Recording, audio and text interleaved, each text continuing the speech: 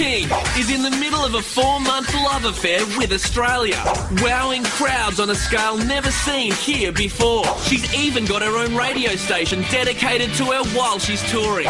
This pop powerhouse has sold millions, and her latest album, Funhouse, has already gone 7 times platinum. Amping up Aussie crowds as part of the Hart and Huntington Freestyle Tour is her motorcycling legend of a husband, Carey Rove, the first man ever to land a backflip in a cross. Together, the world's most supercharged husband and wife team are mixing business and pleasure as they travel the continent on their high-flying tours. Earlier this week, Rove caught up with Pink backstage on her record-breaking Funhouse tour. And your Ugg boots. Of course. Really? Ugg boots? Yeah. I find the black ones a bit bogan. What's that mean?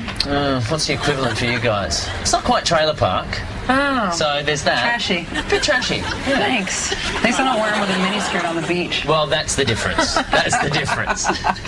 That would just be weird. This looks amazing. It's fun, huh? Yeah. How's it feeling now? It's awesome. It's the most physically demanding show I've ever done, but it's super fun.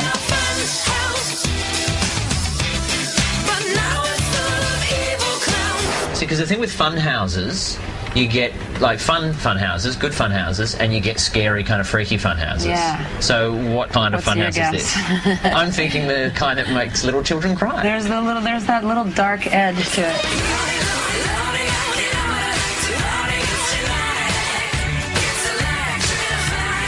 And how does it feel to be breaking all these records, you? I thought the first time was a fluke. I'm actually really surprised. Pleasantly. It's awesome. Yeah, it's got to be quite amazing for you. I would much rather be here for 3.5 months than some other places. How does it feel to be on the road for that long? If there was a spectrum of just awesome and awful, it's like a seesaw. Right. It's amazing. It's a blessing, especially with the way the world is now with the economy and kind of how beaten down people are. It feels kind of good to be providing an escape for 2 hours. Does it work for you in that way? Definitely. It's the only time my ghetto blaster in my head turns below 10. Have you managed to make it through a song without laughing? Nope. Why is that? Why do you do that? I don't know. The last show, I was like, if there was a psychologist here, she would say, or he would say, that it's just too painful to get through all the way serious. Well,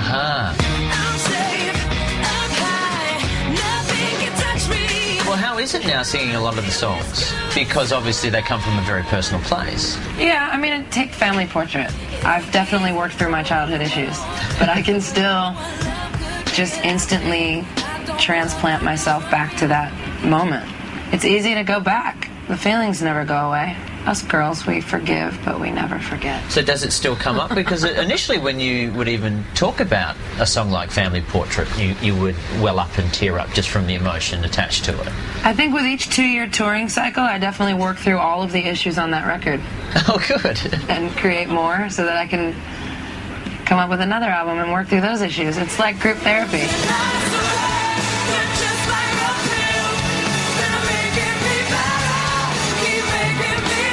Is there a lot of pressure on yourself from you to have to top what you did last tour? Well, I don't want to repeat myself. I don't want to do the same stuff. And I find that there's not a lot of people out there actually singing and doing this. Yeah. It's usually like the dancers or lip syncing. I mean, I figure even if I sound like shit, hanging upside down, at least you can still hear me. It's definitely bigger, better, faster, more. I feel like next tour is where we're going to start running into issues because at this point, if I'm doing trapeze, bungee, silks, I mean, the only thing I can think of next time is to cover myself in Velcro and get shot out of a cannon onto a Velcro wall. And then write a song called I'm a Barnacle. But then that would be like my last show, because you can only do it once.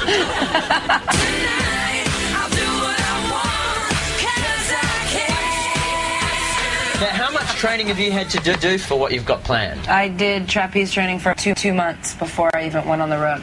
It was the most training I've ever done. And the more I learned, the harder it got and the scarier it got. Like the first day I went up, I'm like, let's do an ankle drop, woo! And then I realized what it actually was. I was like, let's not do ankle drops anymore. So we took that part out. So, can any dickhead do this? Uh-huh. So I'm in? The bungee. Come on. Absolutely. All right, I got my bungee pants on. Welcome to my B stage. Whose idea was this? Not mine. You are insane, woman. You're not going to just drop. No way! Oh, what are you doing? I don't like you anymore. I love that you're doing this. Oh, God. Bye. Totally safe. Please don't kill me. Da, da, da, da, da. Anytime you want. Whoa! I'm spinning! Look, I'm pink! There we go. Yeah. I'll do the arms out with the legs. Yeah. Let's do it. Yeah, keep doing it.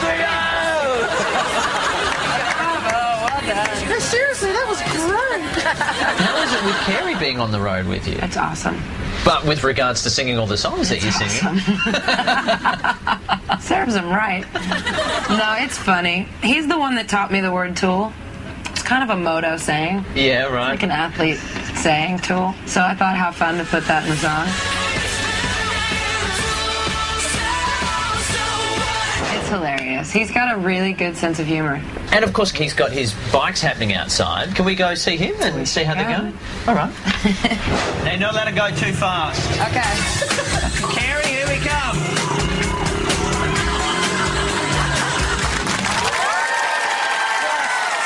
Delightful.